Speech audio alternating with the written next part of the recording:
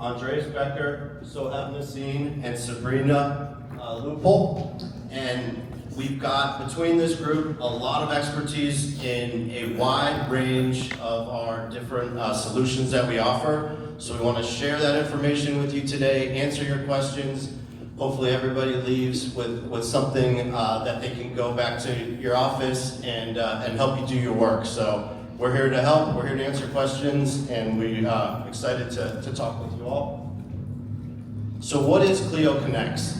We've been hosting these events in cities across the US for over a year now, and it's an opportunity to meet our customers and to share all the exciting stuff we have going on at Clio. So we'll go through what's new, we'll help you get the most out of your subscription and our different solutions, and we really appreciate the opportunity to connect with all of you and hope you can connect with people in the community too and make a friend and hopefully have a good time with us this morning. So thank you.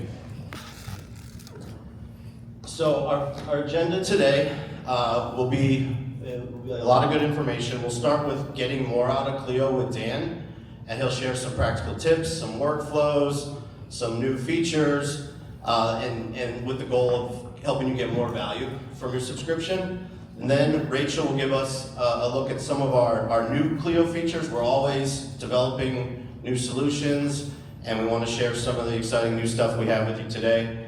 Then we'll wrap the formal presentations, and we'll share some special offers and some reminders of the different resources we have. And finally, once the presentations can conclude, we'll have our support and live demonstrations and networking. So we have our solutions experts in the 3 stations in the corner there, and we'll be able to walk through any workflows you have questions about, any of the products you have questions about, and a chance to ask anything on your mind. So I'm excited to have those conversations with you, and if you're thinking about a question, this is a great time to ask it. Before we jump in, also want to mention that we have a raffle. So you'll see a card on your desk there. Everyone should have one. If you don't, let us know. And we'll have some really good prizes. So make sure you fill that out. We're also asking for your feedback. We want to make this event a valuable use of your time. So if there's anything that you want to share with us, we appreciate that. And then at the end, we'll choose some winners and get some prizes out. We also have some cool giveaways at the table near the entrance, so help yourself to anything over there as well. Now I'd like to pass it over to Dan to talk about how we can help you get more from Clio. Thank you.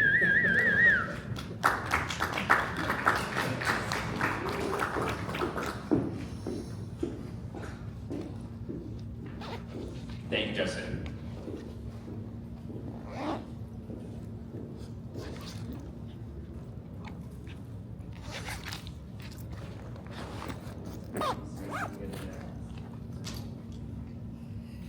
Just one moment. Hey, I'm Adam. Chase, nice to meet you. I didn't get your password right. Chase or Jason? What's that? Chase. Nice to meet you guys. Thank you. Max and Chase. Nice to meet you guys. All right, welcome everyone. My name is Dan Andrews. I am a customer success manager at Clio. I will be running an enablement session to help you get the most out of Clio. I know that we have a diverse group of people, so I'm trying to make sure that this is a wide range of topics. So you'll see some things that might resonate with you. There might be a few things that you already know. But I hope that you do get some things out of this session today. And I will also try to make it as interactive as I possibly can. So who am I? I've been training mid-market firms using Clio since 2021. And then in the last year or so, I've become a customer success manager. So I work directly with some of our larger firms at Clio. So let's get right into it. Is this screen large enough for us to see, or do we want to bump it up a tiny bit? Is that a little bit better? Yep, some thumbs up. Yeah, perfect. All right, so the first part, This is the way I start every single session because I think it's so important. So if you already know this, great for you, but I want to make sure everyone does. So I don't leave a session without showing this one tip. When you search, if I search for something, we do have a search that shows up with just matters and contacts. And I'm always surprised by how many people don't actually realize we have a full search page, but you do have to press enter to get to it. How many of you didn't know that? Anyone? There were a few. Okay, perfect. So this is helpful to show. Awesome. So in this full search page, we're able to search not just matters, not just contacts, but we can also search through calendar events. And actually, fun fact, there is no search tab in the calendar page. So if you want to search calendar events, this is where you come to do it. All right, so again, it's a very important one. If you want to search for calendar events, you're going to come to the full search page to do that. You can also search through all these other items here, like notes, tasks, activities, document content, if you have our advanced plan, and also document names, and communication logs as well. So you can search full sentences. If there is an address that is tucked into a note somewhere in Clio, you will be able to find that. So again, try this out. And again, we got there by pressing enter, or if you type in your search, you can also just press search all categories. All right, and please share that with your firms. Yeah, questions are fine. Go ahead. That also include the search if you want to find out how to do something in Clio?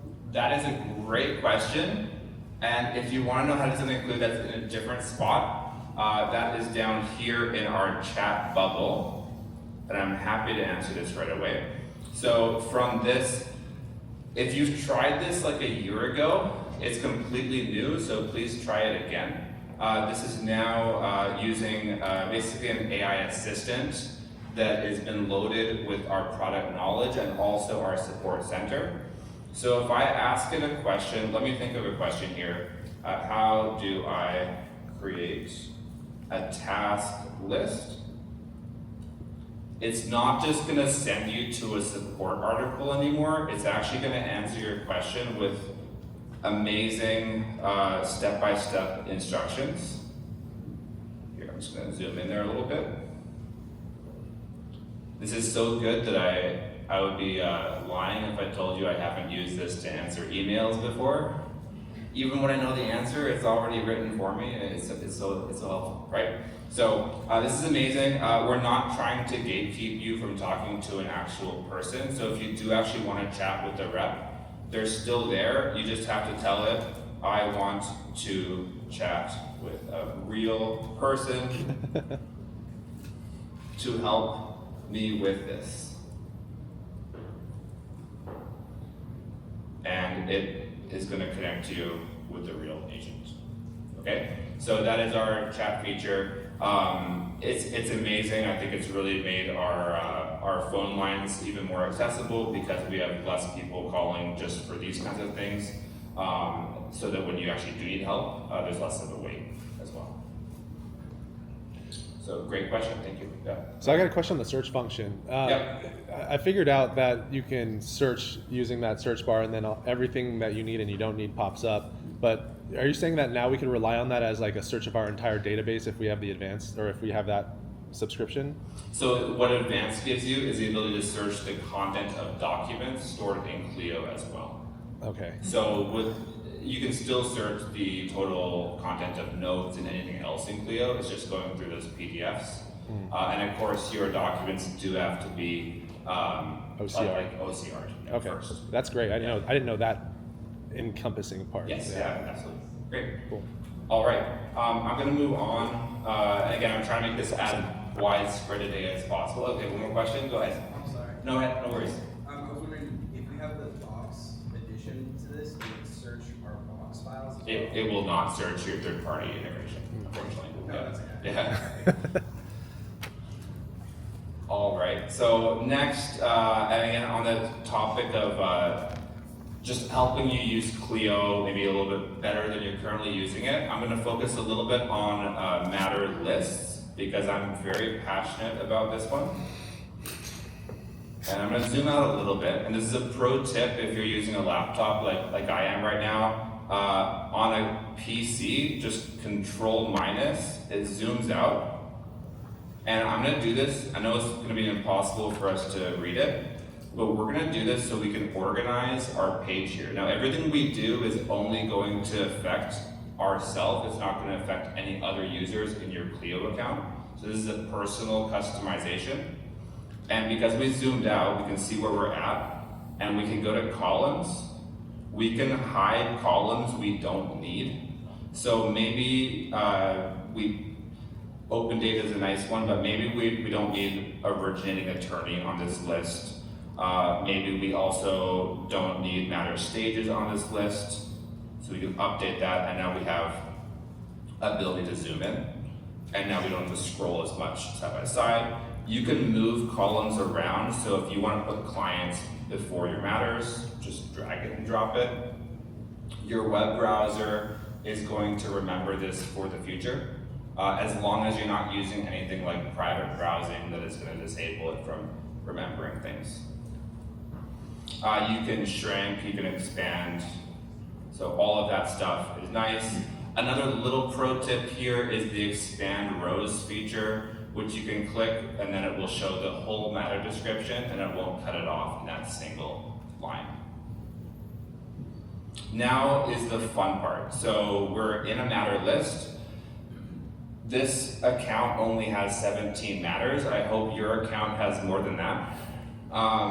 Your account might have thousands of matters, which is not going to be helpful for most people in the firm to be viewing this list every day. So most people in your firm, or if you're a solo, you can also use this other ways, will be to organize this list to just see what you want to see at this time. And then I'm going to show you how to save these as presets. So this is the big thing for you. So if you go to your filters, you can filter by responsible attorney. So you can put in your name. Let me see if any of these.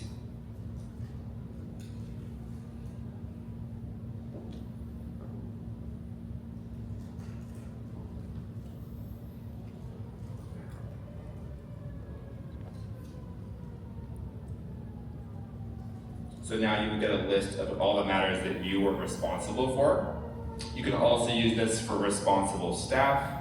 And actually my favorite, which is not being used currently in this demo account, is matter notifications. So I do recommend that you build your own matter list of all the matters that you want to see, and then you can sort these by all sorts of things like practice area, by open day, by alphabetical if you want to. But one of my favorites, especially for a larger firm or even a mid-sized firm, would be the matter notifications tab. I get this question all the time. How do I favorite the matters that I want to see, even if I'm not the responsible attorney or the responsible staff? Throw your name in the matter notifications. So if you go to a matter, you can edit that matter, and you can throw your name right here in matter notifications. So you can put as many people as you want in here. You can save the matter, and then those people can now build their own case lists for the lists that are necessary for them. Is this helpful for anyone specifically, being able to favorite a matter? Potentially? Okay. I've been trying to advocate for a change in that name to like matter subscription instead of notifications, but it does also give you notifications. So if you want to be updated when anything changes, by being in that column, you will get those push notifications now. So it's a good way of tracking like a working group on a matter. And then if we go back to that matter list here, we can also sort matters by practice area. And if you really want to, you can even add your custom fields. We let you put up to 5 fields on your columns page. And you can even use this for basic reporting. You can now export to a PDF or a CSV. So if you want to see all matters that have opened in 2026. You can actually put those filters in here with a date filter, and then you can export this as your CSV or a PDF. So it's pretty powerful stuff. Any questions at all around matter lists? At all? No? Okay, we're gonna jump around. Are there any admins in the room who are admins in Clio? Like Clio admins? Yeah, a couple? Great. Are all of you already using matter templates? Most of you? Can I still show it to you? Is that okay? Okay, great. So, and again, if you're not an admin, I still think this is helpful to see what Clio can be, or what you can do in Clio to help your efficiency when you're opening new matters. And this can also be used in conjunction with Grow as well. So if you go to matters, and if you are an admin, you will see this matter templates button. If you're not an admin, you won't see that. So we can go in and we can build a new template, and let's build a new template for, just say, employment. Now, if you only have one practice area, I still highly, highly recommend that you make a template and you just mark it as your default, because this will still be highly beneficial for you. Now, most people leave this part blank, but if you want every single matter description to be pre-populated with something, I have seen firms just do things like employment, and then leave a dash here, just so that they don't, maybe they want to name every matter like that, so it's already pre-populated, and then just add the rest. So whatever you want to do, you can do something like that, but I find most firms leave that one blank. If you only have a couple responsible attorneys, some firms like to build a template for each one, and if you do that, you can pre-populate their name in here so that when you use this template, it already has them auto-filled. You can do the same thing with responsible staff. So if you want to pre-fill any responsible staff people, you can as well. Yeah, go ahead. I found that sometimes that matter description ends up on the top line of my invoice. Is that correct, or? Yes, but you can actually hide that if you want to. We can help you out of it afterwards. Yeah, so all of these things you can autofill. Another kind of a pro tip here would be some firms don't want to open matters in Clio as open. They want them to default as like pending or something like that, which might make sense. So if you want to default your matters to pending instead of open, that is a popular option. If I have an integration with Lawmatics to go into my Clio manage, is there a way where I can have these matter templates integrate with that? I don't think Lawmatics lets you automatically do it. From Grow you can, but you can retroactively add any template to any matter. Okay. So if you just edit a matter and hit matter templates, the rule is it won't fill in any field that's already populated, of course. Okay. But it will still fill in any fields that are not populated. Well, thank you. Yeah, no problem. And then here's the real benefit of matter templates is that you can add your custom fields and your field sets. So once you've built fields into your account, which we won't really be talking about in today's session, but once you've built custom fields, I recommend that you build field sets so they are like in boxes, and then you can add those sets to your matter templates. That way when you open this, it'll have all the right fields already here. This is still highly beneficial if you're using Clio Grow, because Grow will send your template or your custom fields that are populated, it'll send those to Clio Manage, but this will be used to organize them properly and to organize them into your boxes or your field sets. So I highly recommend that you absolutely build matter templates. We've only had matter templates for maybe 2 years or so. So if you're a long-time Clio user and haven't kind of looked at what we've done recently, this could potentially be a newer feature for you. You can preset your billing preferences. If you want to have a template for like pro bono matters, you can do that and just say that it's not billable. Pro tip here, when you're setting up your templates, it's actually not billable. You do have to check this box. So do remember to do that whenever you are setting up your matter templates. And then you're able to preset document folders. So this is another huge one. This is probably why if you only have one practice area, I still want you to do this if you're using Clio for documents, because you can pre-build what your folder structure is gonna look like, so that whenever you build a new matter, it'll ship with that folder structure. So you don't have to build that every time. So this is gonna be highly beneficial if you want that preset folder structure. Any questions about that specifically? Oh. And then task lists as well. If you have a task list template, you can autofill that so it will ship with your matters. My recommendation is that if you use this, keep your like new matter checklist, keep it pretty short. You don't want to bombard people with tasks. But if you want to build more automated tasks, you can do that with matter stages, which I will briefly show next. All right, any questions? Is there one? Yeah, go ahead. So when you said that we were creating the template there, that we have to select unbillable? Yeah, when you set up your template, this checkbox is going to be unchecked. You do have to check that. And why is that? Just to tell it that the matter is billable. Just the default for some reason is not billable. So then when we're creating a new matter and we're using that template, then we'll have to go in and under the new matter and select and unselect that? So if you set it up like I'm showing right here, your matter will be properly billable when you open it. Got it. Guarantee. Yeah. If you do save this template without checking that, you won't be able to bill on the matter unless you go back to that matter and change it. All right. Now I promised matter stages. This is another one. I don't want to spend too much time on it. I just want to kind of intro people, so in case you're not using it, you know about it.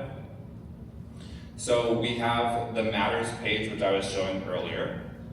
Has anyone used stages like a lot? Okay, I see one more. Okay, so a couple of you. Hopefully I can convert a few more of you right now. So there's another tab in matters, which is stages. Everyone can see this. Only admins can set it up though. So stages does rely completely upon your practice areas. So you do have to have a clean practice area list. If you still have all the defaults that Clio gave you, I do recommend that you clean that up. So yeah, I think we used to give you like 40 or 50 practice areas. You probably don't do all those things. If you do, I feel sorry for you. So please clean that up, and then once you have it nice and clean, you can see here how we have these stages that are now built in to this practice area. So these are very practice area dependent. So if I go to bankruptcy, it's one thing, and if I go down here to civil litigation, let me see if there's any more that are set up. I think it's the only one that's set up in this account, but you get the idea that you have all these different stages based on your practice area. Now you can drag matters through the stages. So I can just click it and move it to the next one. And it should move there. If not, most of your users of your Clio account will actually be accessing it here. So do you see how we're in the matter details page of the matter? Because we have stages set up, you can flip the stage right from this, this tab. It's pretty cool. And when you do this, if you want to set up automations, which I won't show today, but it is an option, you can set up automations so that if I move this to the next stage, it could then automatically apply some tasks, or it could automatically even apply a new document. It can do a couple different things. So if you want those automations to be built out, you can start doing that. And this also integrates with some other programs out there that can that send like status updates and things like that to your clients. Yeah, go ahead. Is there a way to move more than one matter to another stage? You mean to bulk move them? Yes. I don't think we can do it in bulk. I don't believe it's an option. Any more questions? Yeah, go ahead. So with those before you're just like moving along, that's like when you're in a row, like pretty much. Correct, yeah, it's built around the grow screen too. Yeah, same thing. Yeah, and there are more improvements coming to this one. We're also going to improve the automations too, so you'll be able to do more back and forth eventually. But right now, yeah, you're able to, I think, have like 1,000 different stages if you need to. So lots of options there. Any other questions around that? Okay, I'm going to shift gears because I'm trying to make this applicable to everyone here today. So does anyone use calendaring in Clio? Lots of people. Okay. Do we have some litigation firms here today? All right, perfect. So, and has anyone used CompuLaw before for their calendaring?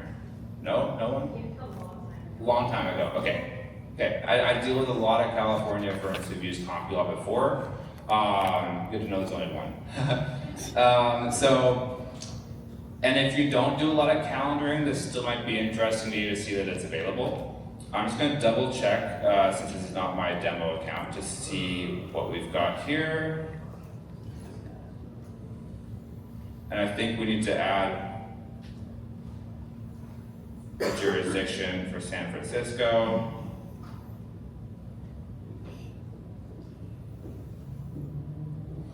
So you can see here, this is actually a good thing to see.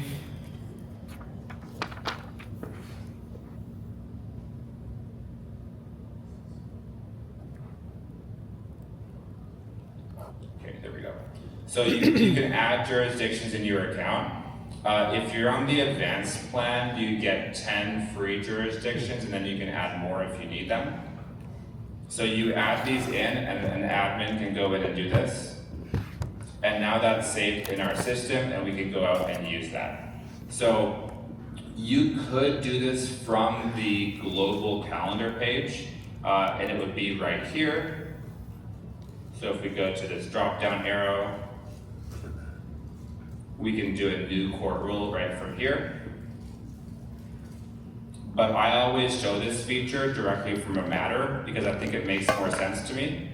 So I'll go to a matter, and I'll go to the calendar page. I'm going to delete the court rule that's already here. And we're going to choose this drop-down arrow and say new court rule. So even if you're already using this, hopefully you can get something out of this, because I truly believe that there are right ways and wrong ways to set up your court rule. So I'll be a little bit detailed here. The first thing that you're going to do is you're going to double check that you're using the jurisdiction that you want to use. So pick your jurisdiction. The next thing you're going to do is find your trigger. So your trigger is the date that you have that you want to base your next dates off of. So you can see, I'll scroll quickly through this list. You'll see that it's pretty comprehensive.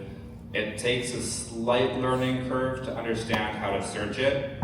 But if you try something like trial,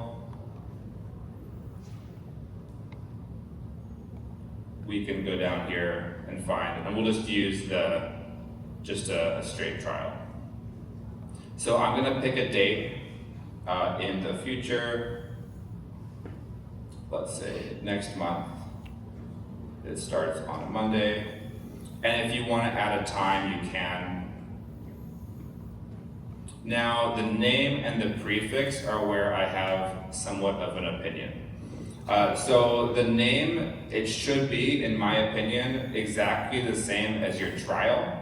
So I'm just going to put it in trial. And then the event prefix is extremely important that you put in.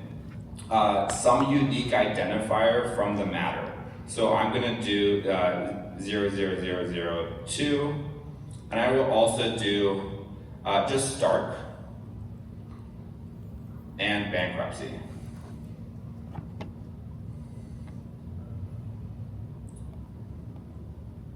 Now I'm doing both of these and I'm also gonna add trial. So we have unique identifier and we have the trigger. This is important if you're gonna have any more court rules running adjacent to this. If you don't have this written and you have a lot of court rules running, it'll be harder to identify where these events are pulling from. So add these in. And it's going to find me all of the events from this trial set.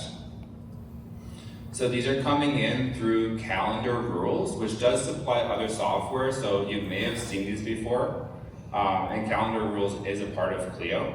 If you want to see the details on why this event is being triggered, you can see it here. Now, in a large rule like trial, there will be quite a few things that are doubled up because there's different methods of delivery. So you will want to double check and maybe uncheck a few things, like this fax overnight. You'll see that there. So if there's anything that you want to uncheck, like this mail outside US, maybe you want to uncheck that. Once you started to uncheck things, this is in my pro tip category. At the bottom, you can save these selections as the default for this rule in your account. So that's a huge one. Go through it. Once you've done it, you still probably want to audit it for your next time you run it, but you can at least set these defaults so that you don't have to do this every time. So again, this checkbox is at the bottom. Save as a default. This is account-wide, it's not user-based. I've had differing opinions on that, and let me know if you have your own opinion, but it is gonna be account-based, not user-based. Yes? So my question, so when you push the default button, so for Alameda County, this is basically everything you take out is gonna be your template for Alameda County for even a new paper, you said for each different matter. Well, no, so next time you use the trial in San Francisco court, it, no matter what matter it's for, it will remember the ones that you deselected. Yes. Any other questions? Oh. Yeah, go ahead. All right, so say we save the selections as a default to the rule. The next time we pop this rule in, will it still have all of the options, but then the boxes will be unchecked, or will it only show the selected boxes? It'll still show everything. Yeah. It'll just have deselected the ones that you deselected before. Right. Yeah. Thank you. And actually, I'll tell you this part when I go to edit. So I'll go to choose, just deselect a few more random things without even looking. And I'm gonna go to choose calendar options. Now, this is also super important. It's a little bit more based on how the firm operates, but which calendar you put this on is important. So if you're in a small firm, maybe you want to put this on the firm calendar. If you're a larger firm, you might want to put these on the attorney's calendar. But if you do that, your attorneys hopefully have shared their calendars with people in the firm so that others can also see that. However, I think firm calendar is quite popular. Just know that it's gonna get pretty busy if you have a lot of people. So I'm gonna put this on the firm calendar. Now you can copy this to individual calendars. So if there's people who need to attend these, you can add them to it. And you can add as many notifications as you wanna have. However, these will be set for every single event in this court rule. So if you want just individual reminders for a few things, you can pick and choose which ones you do later. So I'm gonna go to add to calendar, It's gonna add all of these to my calendar for that event.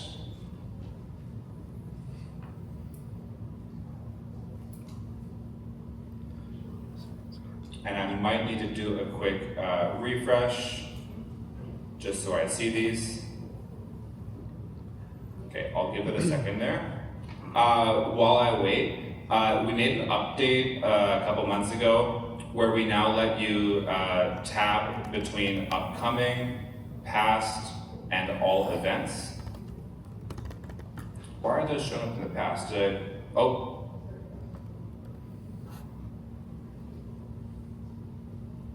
I'm gonna put that in the wrong year, that's probably why. So you'll see all of these events are coming up in the future now.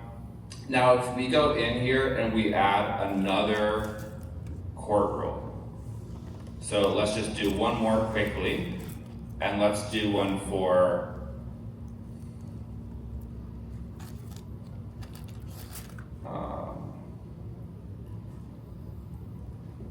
there's no status conference. I'll just do it here, not a motion, and let's do one more here.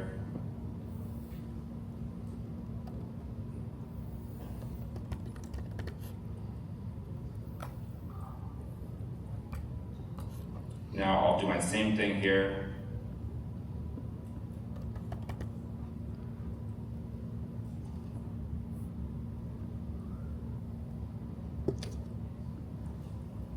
And we will do hearing. Now, I really want to show you why this is so important for the prefix, so I'm going to select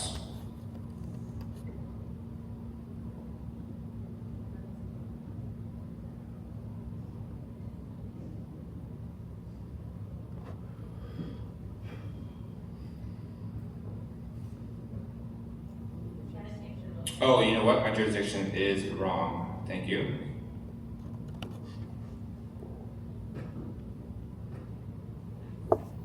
Here we go.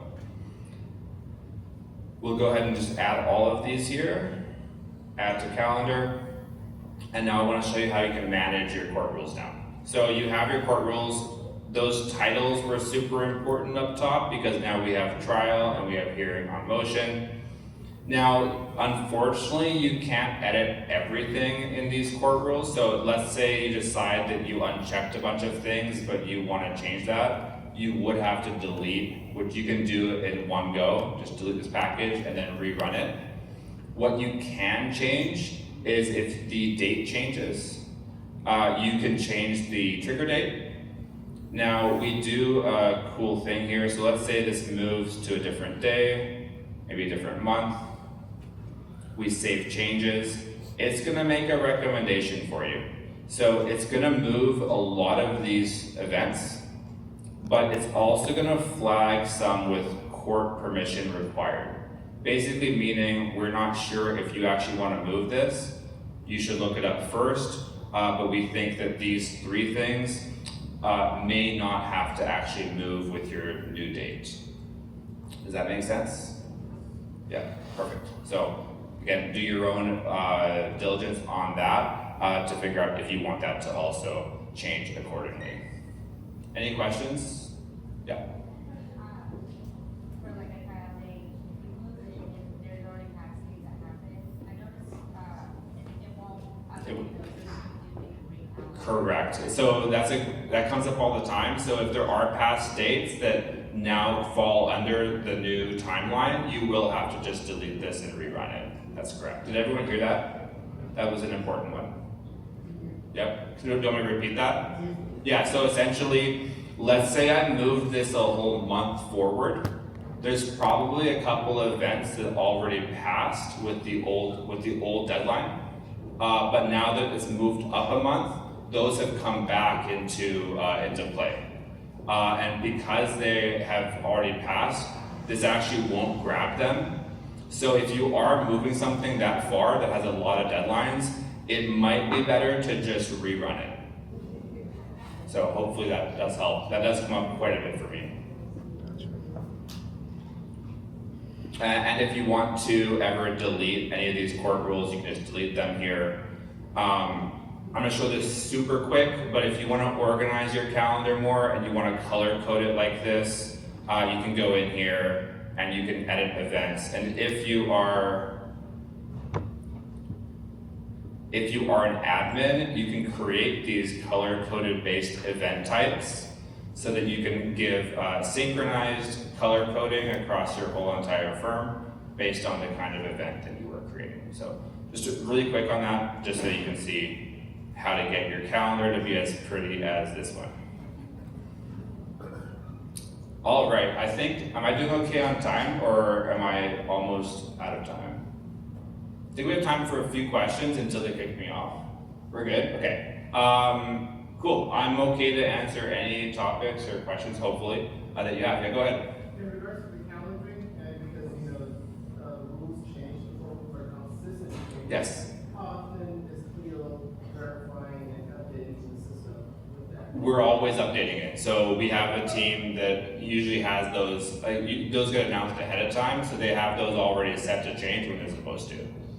Yeah, and again, it's not just our software that's relying on these rules. The calendar rules team does send these. Like, they were originally a different company, and Clio did acquire them. So they are sending those rules out to other software, and lots of software and people depend on these rules. Correct, yeah, go ahead. Is there a resource or sort of the best way to learn about setting up task automations or how that feature works? Setting up task automations.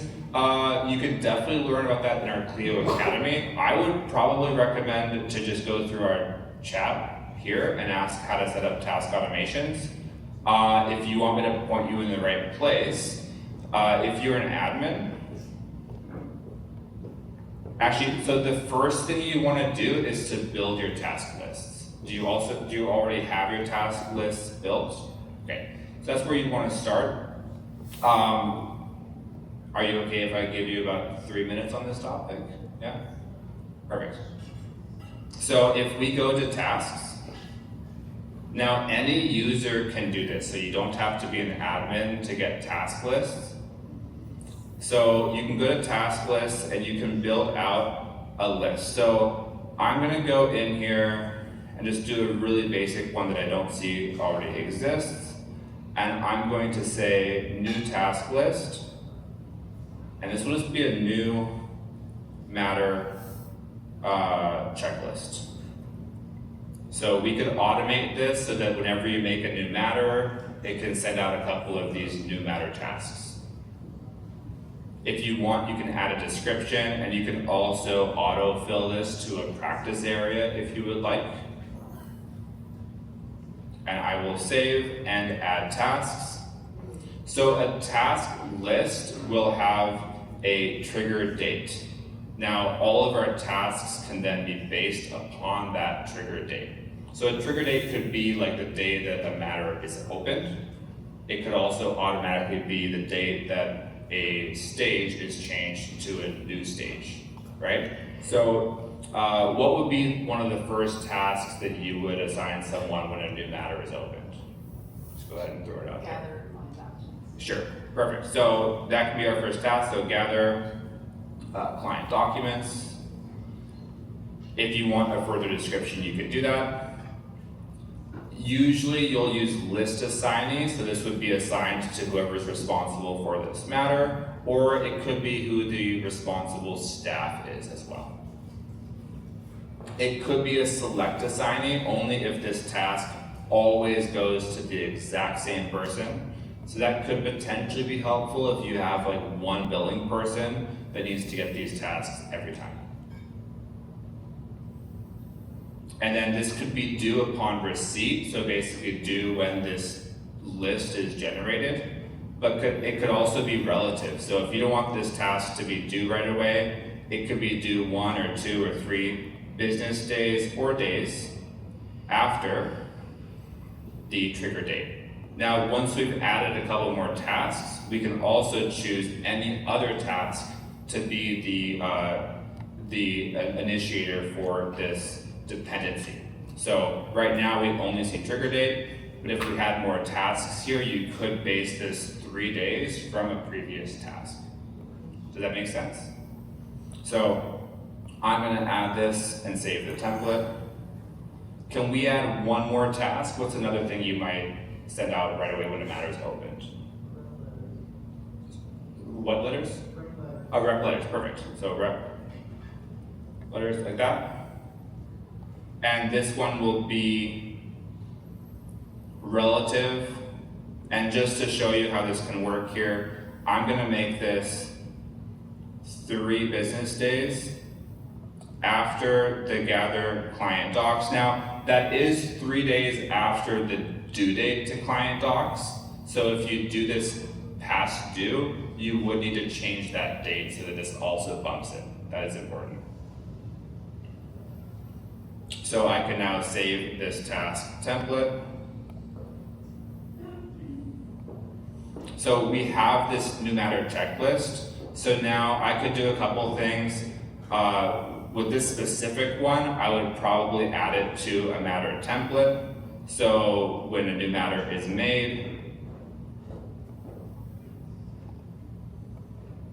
this matter will now ship with those tasks whenever it's built, right? You could also build these directly for any of your stages. If you want to do that, we have a pretty fun automations page. I don't want to get too detailed in this right now, but I want to point it out. If you're an admin, in your settings at the very bottom right, you'll see automated workflows. Click on that, it takes you to a new tab.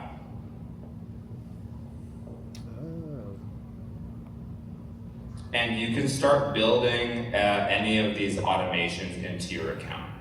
Has anyone who's an admin not seen this before? Okay, fantastic.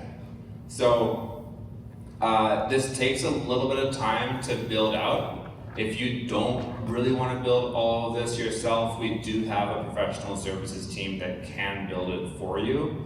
So if you're interested in that, just let us know. But I do recommend playing with this yourself because I like building things and it's fun to feel like you're a coder a little bit. So you can go in and let's say matter stage change, assign a task list. So you just choose what practice area it's based on. It does need to be the same from and the same to every time. I see a few nods here. So you do have to make sure that people are going in sequence. Meaning if you break your sequence, it won't actually trigger the tasks. Does that make sense to everyone? Basically, I could say it needs to go from assessment and consideration to, let's choose the next one here. If we went out of order, so if we went to the pre-bankruptcy counseling and we came from a different stage, it actually wouldn't send the trigger. So that's one little thing, it's a little bit finicky that way. So it's usually not a big problem, just understand that when you're building out these automations. And then you can add your task lists. And I'm just gonna put anything here. And then assign to is super important. When we released this feature, it was around the same time that we released the responsible staff field in the matter details, because we realized when you're setting these tasks, your attorney may not want all of these tasks. They may want to go to someone who's like a case manager, a paralegal in charge of the matter, something like that. So 9 times out of 10, I see people choose responsible staff as the designated assignee field, and then that person can then re-divvy out the tasks if they feel like they need to. Does that make sense? Yeah. And that we've had pretty good feedback since we released that responsible staff field. And again, usually it would be a paralegal or a case manager who would fall in that field. Before you save it, you will want to turn that on so it is active, and you will also want to give it a name so it's not called untitled automation. So I'm just going to call this test automation, and I'm going to save that. And now you can know that it's live in your account. If you forgot to toggle it, you can always do that later right here. And we recently improved this to be quite a bit. I think we can even yeah, you can view it in a few different ways. So you can view it in this list view if you have a lot. This will probably be easier to view them. And you can also search for your automations. So if you're gonna have a lot of these, just try to come up with some sort of naming structure that makes sense. All right, do we have time for one more topic or for a few more questions? We do. Yeah, go ahead. General question. Sure. We're experiencing several pain points that we want to be able to just basically want to come forward. What's the best way to do that? And I have done that where I sent it to support, like, oh, we would like to fix this, and we just, the response I get is, oh, yeah, we're passing on, and then I don't hear about it again. Is there a way, even if it gets rejected, at least you get a response? So like, what's the appropriate way to submit a suggestion, and then Yeah. how do we get that? So we do want to hear your suggestions. So again, if you have a Clio rep directly or anyone talking to a Clio, we can submit those for you. But when you do submit it through our support team, they do put that into our own internal feature request software. And we are actively trying to work all those feature requests. Just know that we are also software that is in some ways kind of out of the box software that's trying to fit a lot of different practice areas. So it does, like, we're always trying to work on your requests, but the other thing to think about too is there's a difference between a feature request and the ultimate like idea of like why or how to solve that problem, right? So that is part of the way that, like, all the time I have a request where it's like they want to do this. It's like, is that what they're trying to do, or is that just how they think that it should be solved? There might actually be a better way to do that. So, but yeah, we definitely take all of your feature requests seriously, and we will I believe there are ways for us to notify you when we actually do fulfill that request. So if your name is tracked, I think you do actually get an automated email, but I can double check on that. Any more questions? Yeah, go ahead.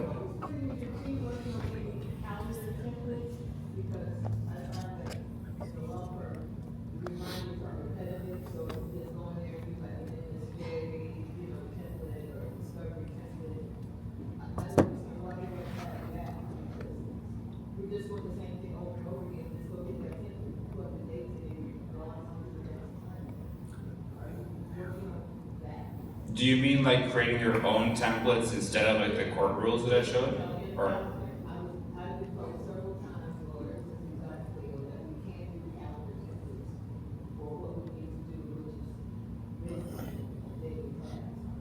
okay, I'm not sure of an answer on that one. Sorry.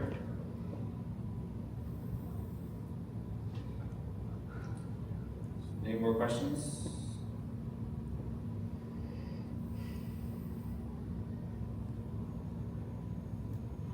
All right, well, I will pass that, thank you. Hopefully you're able to learn something today from my session, and I will pass it off directly to Rachel, who will be showing some of the new features, which I was trying to stay away from myself, specifically in some of our AI products. So, yeah, welcome Rachel.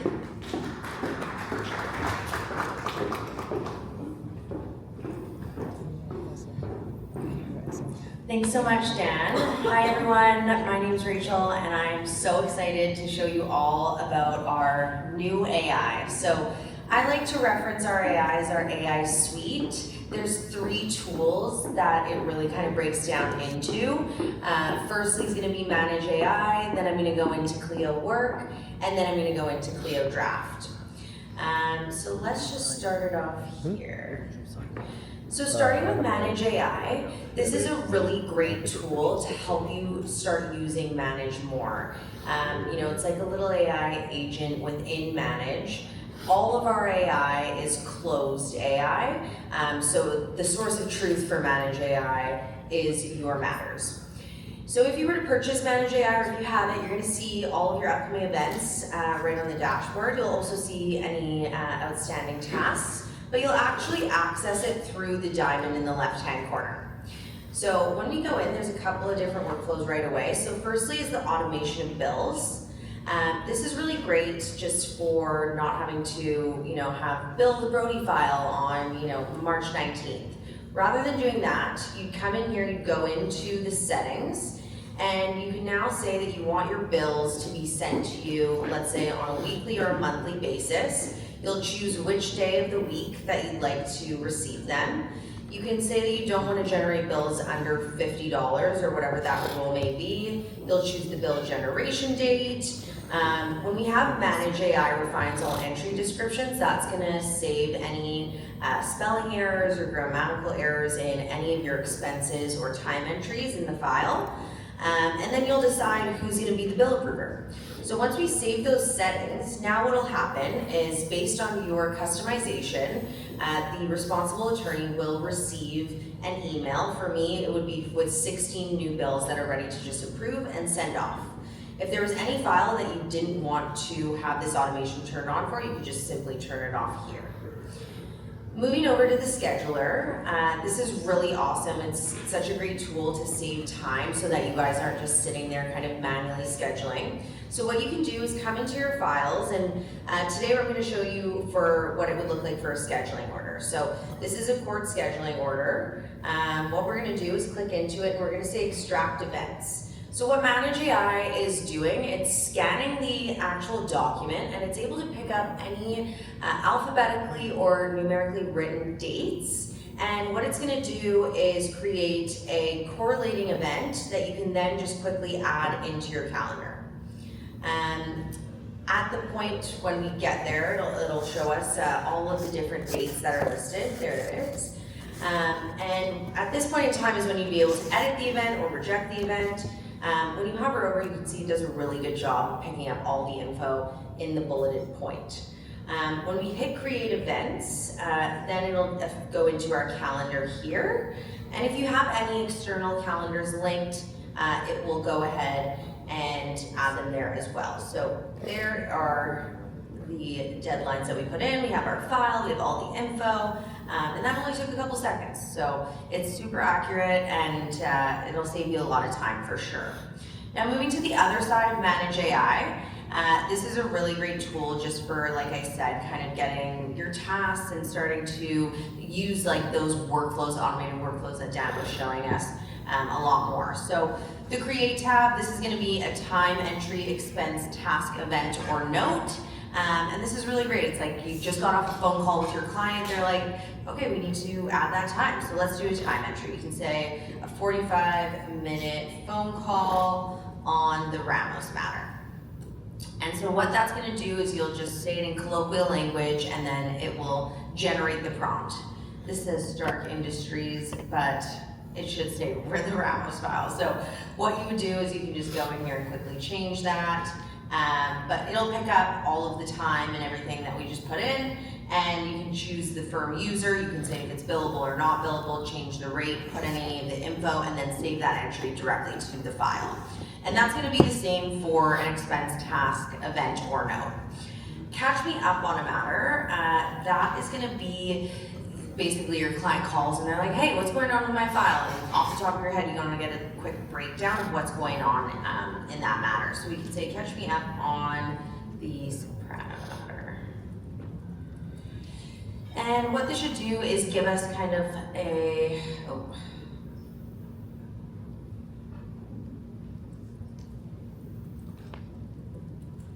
what this should do is give us a breakdown of any outstanding tasks, any upcoming events, any outstanding bills. It'll also hyperlink the matter for you. And right now it's maybe a little bit funky because of the Wi-Fi, so let's see.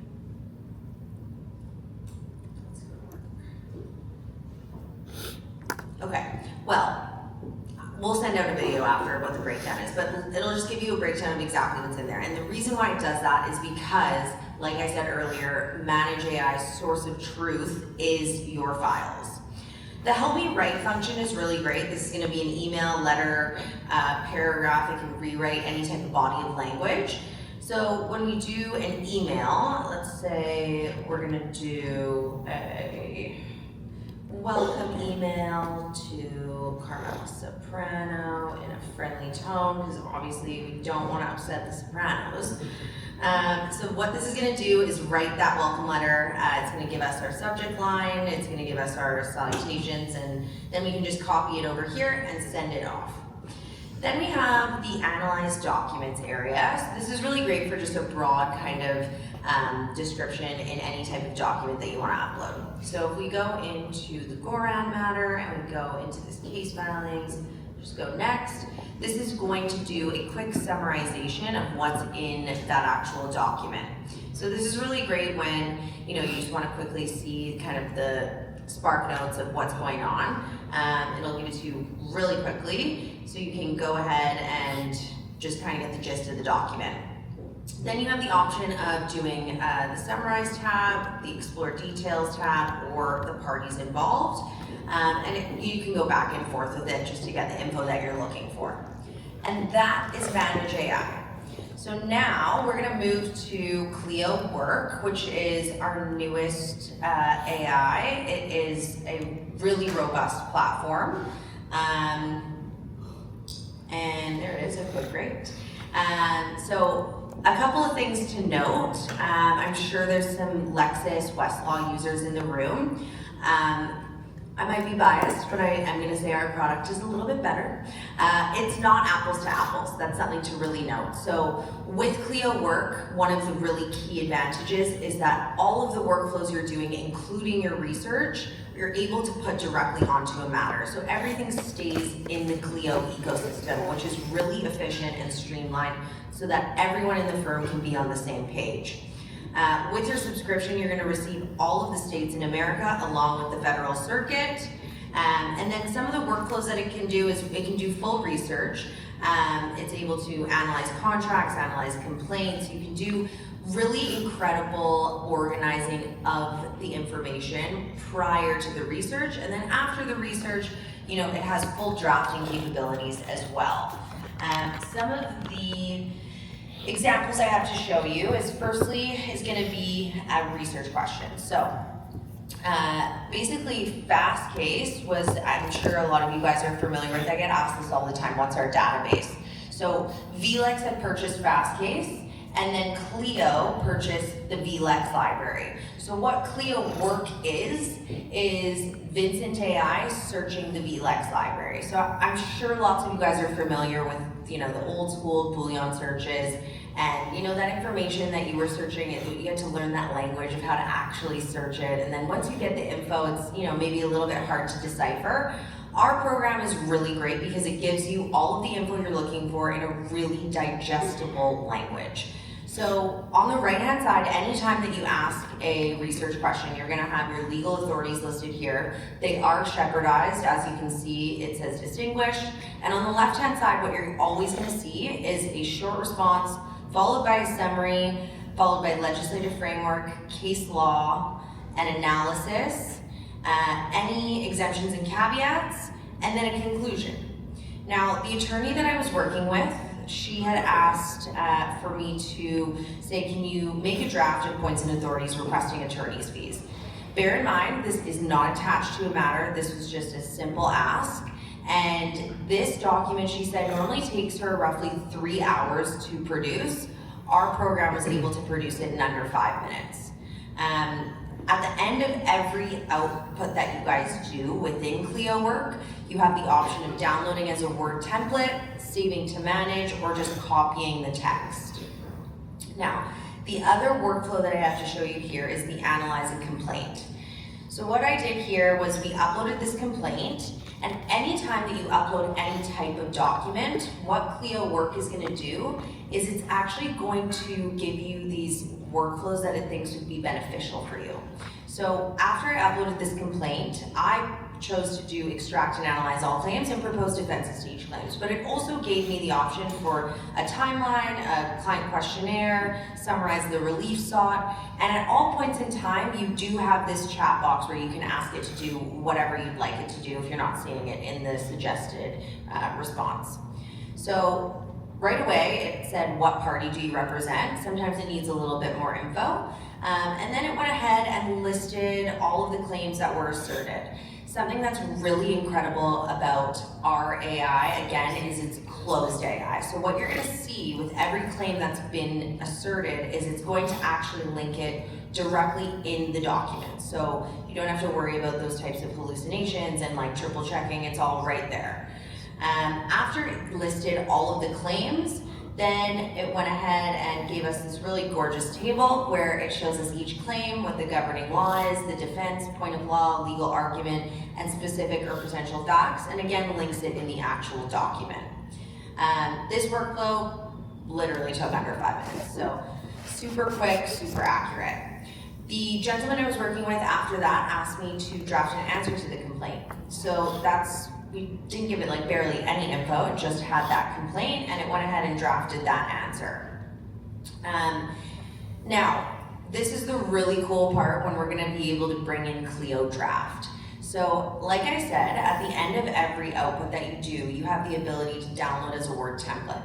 So what you'd be able to do is download this response as a Word template, and then we'd come into Clio Draft, we'd go into the AI here and we'd upload that document.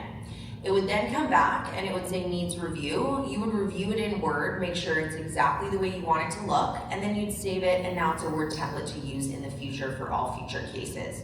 You can have as many Word templates as you'd like, and these are just really great for those documents that, like, I was a paralegal in my 20s, so that I would go into Word and I'd say find and replace. Don't have to do that anymore, it's taken care of with Draft. With Draft, you'll also receive a court form library and form templates. So the form templates are really awesome. It's just a way for you to have a template of a court form. So you have the specific verbiage that I know for any time a petition for dissolution with children comes across my desk, I know that there's gonna be the verbiage here. I know these check boxes need to be checked. You can save it that way and then have it for future use where it'll just fill in the client details. After that, you can build out sets. So I know lots of lawyers that I speak with, they are dabbling in different practice areas. Sometimes they have specific clients that they will have these specific packages for. You can build these out. Another way that I've seen that is sometimes different lawyers have their packages and their documents that they use, so they keep it under their name. There's many different ways you can use it, but it's just for ease of access. The example I'm going to show you today is the wills and estates example. This is 3 Word templates. So we have our pour over will, power of attorney, revocable living trust. So we know anytime that someone comes through the door, they are going to do estate planning, I want to send them this package. So what we're going to do is add it to the right hand side. We're going to say draft. This is going to be the estate of good old Homer Simpson. And we're going to go into the Simpson file. So all your matters come in from Clio Manage, and we're going to say fill. Now what this is doing is it's taking all of your custom fields and all of your contact cards and it's filling it in so you're not duplicating your efforts. When we scroll down, you can see that all of the information is able to be filled in. If there was something that wasn't able to be filled in, you would just simply see a red one where you would then be able to click to and then fill it in there. So when we say generate documents, now it's going to generate those 3 documents that perhaps may have taken us an hour or 2 back in the day. Now we can do it in a couple minutes. After it produces, you have a few options. You can save it to your desktop, you can save it back to the file in Manage, or you can just send it out for e-signature. This highlight changes is on, just so we can see it's not going to send to your client that way. And for the e-signature, it's amazing because you can have anyone sign it. It doesn't have to be anyone that's in your Clio or outside. It can be anyone. There's no cap on the amount of e-signatures. There's no cap on the amount of documents you can send. The documents don't have to be in draft. You have that option to put it in after. So it's really nice because you can just send that one package to your client, they sign it all, send it back, keep it all in Clio. So super streamlined and efficient. The last part of Clio Draft that I'm going to show you is the questionnaires. These are really awesome for any information that perhaps is quite specific. That's where the questionnaire would come in. So it's not in a custom field, it's not in a contact card, put it in a questionnaire. You send it off to your client. Any of the info that they give you from the questionnaire is able to be put into the documents you draft. So for instance, this estate planning sample that we sent to Homer Simpson tells us, you know, all of those intricate details of like who his children are and what they want to omit and not in his will. And that is Clio Draft. So that's kind of like a quick rundown. Any questions? Yeah. Yeah. When you were in the live questionnaires right there, and then when, say, Homer Simpson fills it out, Yeah. will all of those sync into different custom fields in Clio Manage? No, it will save as a questionnaire in the documents in the file. Okay, so it'll, okay. Did everyone hear the question? He just asked about when a client fills out a questionnaire, does the information sync into the custom fields? No, it doesn't. It saves as a questionnaire in the Documents tab in Manage. Any other questions?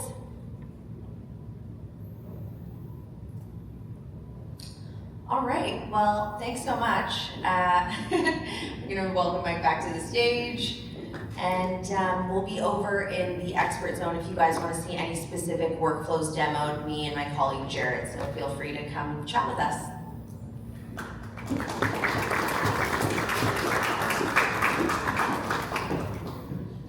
Excellent, thank you, Rachel, and I hope everybody learned something. There's a lot of information, and we went through a bunch of stuff, so if you have follow-up questions, there'll be an opportunity to ask. So thank you all. This has been an excellent presentation, and we really appreciate being here. I'm going to send us home here with a little bit more information, and then we can all chat and answer any questions you have.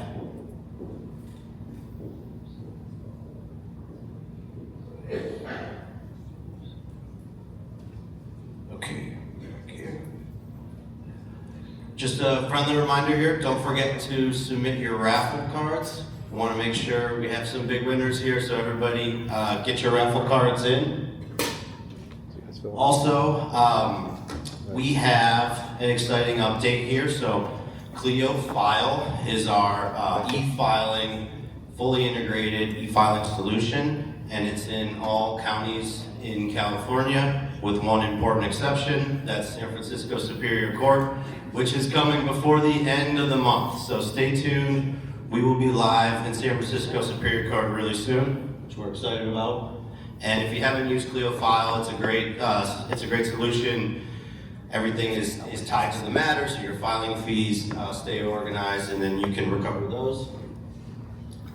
We also have a lot of other resources for you. So we've got the card on the table with different links. But there's quite a few stuff that we offer here. So we have virtual CLE webinars. They're free. You can get your CLE credits. If you're like me and you're scrambling to report for this March deadline, check it out. We've got a lot of different webinars, interesting topics. We also have our Clio Academy, which is a customer education program where we can offer certifications. So if you or someone else on your team wants to become an expert, go to the Academy and check out the different programs. We've got guides, we have blogs, we have a lot of stuff. And so use those links, check out what we have, and we'll stay in touch too with new stuff as it comes out. Lastly, there's also a referral program. So if you want to tell your colleagues about how happy you are with Clio, you can get paid for that. So encourage you to participate in that and take advantage of all the exclusive offers we have.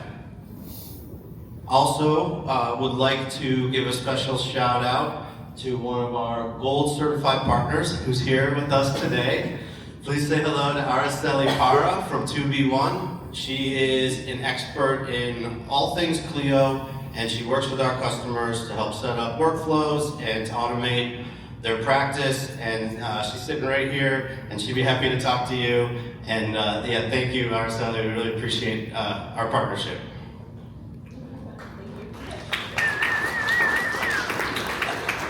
I'd also like to invite everybody to join our law community. So this is our online forum where Clio users from all across the country, all across the world get together to share best practices. They refer each other business, they share tips and tricks, so it's a great resource and a growing community of people who are passionate about doing great work and these tools. So it would like to encourage you to check it out, and there's topics for everybody on there, so great place to learn how to get the most out of these solutions. Also, we have a webinar series called Power Up with Clio, and it's a 30-minute webinar series, and we go through different topics, and it can be a deep dive, but again, it's another resource to learn how to get the most out of these tools. So we've got one coming up in March 26th, and that's going to be on calendars. So that will build on some of the really great tips and tricks that Dan walked through with calendars. So if you're interested, check that out, please. And I'd love to get a show of hands. Has anybody joined us at ClioCon before? Excellent.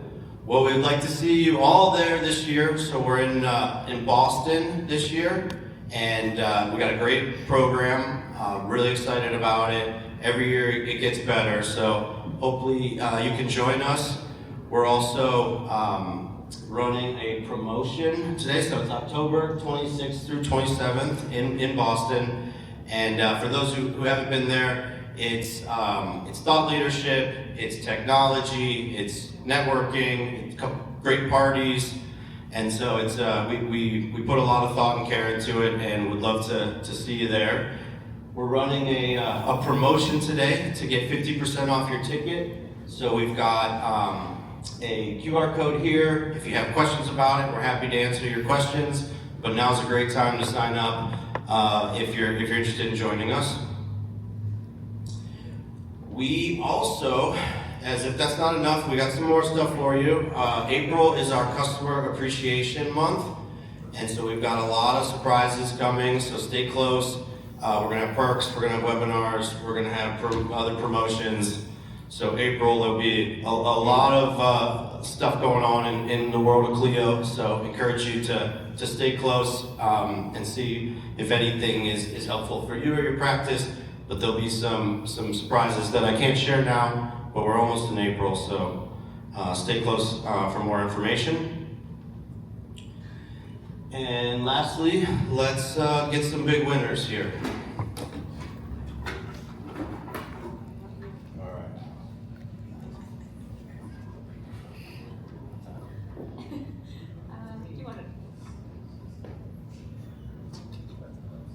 Okay, Danny Mernick, big winner.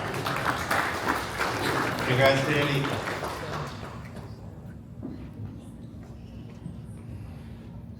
We got a couple more. Drum roll, please. Arisa. Yeah, congrats, Araceli.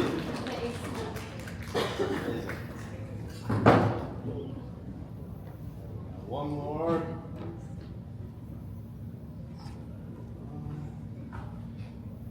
Okay. Chase Draper. Congrats, Chase. Got yourself an air tag? Right. Now we can stalk you. Last thing, just want to thank you all. Really appreciate you being here. It means a lot to us, and we're excited to talk with you, answer any questions you have, and really appreciate you being Clio customers and digging into these solutions with us. And thank you so much. Have an excellent day.